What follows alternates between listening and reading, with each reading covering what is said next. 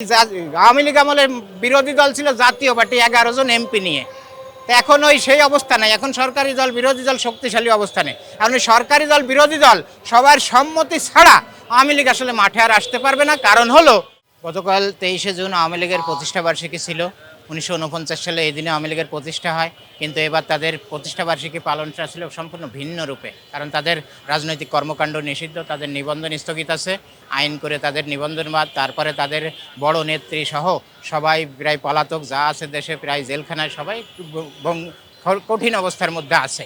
এই অবস্থায় তারা আসলে অনেকটা ওই মিডিয়ার মাধ্যমে শোরগোল সৃষ্টি করেছিল যে 23শে জুন তারা মাঠে নামবে, কিন্তু সেটা পারে নাই। কারণ আওয়ামী বিরোধী শক্তি মাঠে সক্রিয় ছিল এবং যার কারণে তারা নামতে পারে না। আইন শৃঙ্খলা বাহিনী তো অবশ্যই ছিল, এমনও দেখা গেছে 6টা জেলায় সেনা মোতায়েনও করা হয়েছিল এই আতঙ্কে বা আশঙ্কায়। তো সেরকম কিছু হয় নাই, আসলে তাদের সেই অবস্থান এখন নাই, সাংগঠনিক অবস্থান সব কিছু মিলায়। তারপরে তাদের যে সমস্যা, আসলে এরা এই 2 বছরে আজ পর্যন্ত আসলে জনগণের কাছে সরি বললো না যে ভাই আমাদের অনেক ভালো কাজের ভিতর অনেক খারাপ অন্যায় কাজ আছে, গুম খুম, ওই বিরোধী দলের নেতাকর্মীদের মামলায় ফেলে হয়রানি করা, তারপরে এই যত অন্যায় অকাম কুকাম বহুত কিছু ছিল, কিন্তু আজ পর্যন্ত এই 2 বছরে কেউ সরি বলে নাই।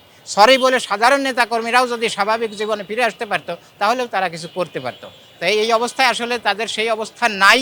সেই অবস্থান তৈরি করতে হলে আরও অনেক কিছু হয়তো করতে হবে। কবে কতদিন পরে যা আবার স্বাভাবিকে ফিরে আসতে পারবে সেটাও সন্দেহ। আসলে অবস্থাটা এমন হয়েছে, আওয়ামী লীগ গত 17 বছরে যত প্রশ্ন রেখে গেছে সেই প্রশ্নের উত্তর এখন তারা পাচ্ছে।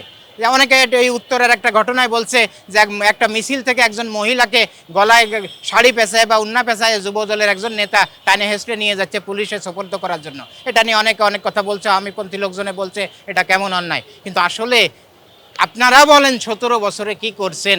3 বছরের একটা শিশু বাচ্চা, তার বাবা বিএনপির নেতা ছিল, তাকে ধরতে যেয়ে তাকে পাই নেই। 3 বছরের শিশু বাচ্চাকে এনে থানার হাজতখানায় 15 ঘন্টা আটকায় রাখা হয়েছে যাতে তার বাপ এসে ধরা দেয়।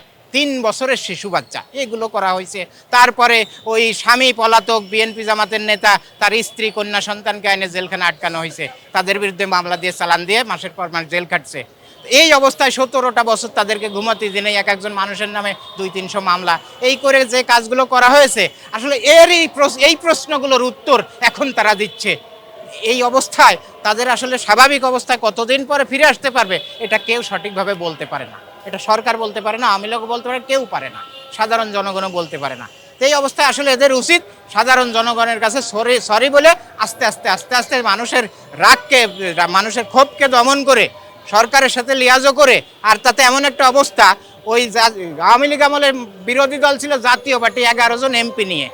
তো এখন ওই সেই অবস্থা নাই, এখন সরকারি দল বিরোধী দল শক্তিশালী অবস্থানে। এখন সরকারি দল বিরোধী দল সবার সম্মতি ছাড়া আওয়ামী লীগ আসলে মাঠে আর আসতে পারবে না। কারণ হলো ওই যখনই আওয়ামী লীগ চাঙ্গাভাবে মাঠে আসতে চাবে, এই বিএনপি জামাতের ভিতর, এনসিপির ভিতর যত দ্বন্দ্ব ফেসাদ থাক, ওই ব্যাপারে তারা সবসময় এক, ওই ব্যাপারে সবসময় এক।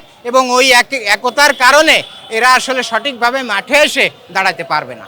এই অবস্থায় তাদের আসলে আরও দীর্ঘদিন সময় লাগবে। এখন ধৈর্য ধরে ওই পাগলামি না করে ধীরে ধীরে এগোক। কারণ যেসব নেতাকর্মী এখন জেলে আছে, এদের এই মাথাছাড়া দিতে গেলেই সাথে সাথে ওই যে নেতাকর্মী জামিন হলে সাথে সাথে আরেকটা মামলা দিয়ে তারে জেলে ঢুকাই দেওয়া হচ্ছে, জেল গেটে গ্রেপ্তার করা হচ্ছে। তো এই আসামিগুলো জামিন করতে হলেও তাদের ধৈর্য ধরতে হবে, এবং সেটা কত বছর কতদিন এটা আসলে নির্দিষ্ট করে বলা যাবে না।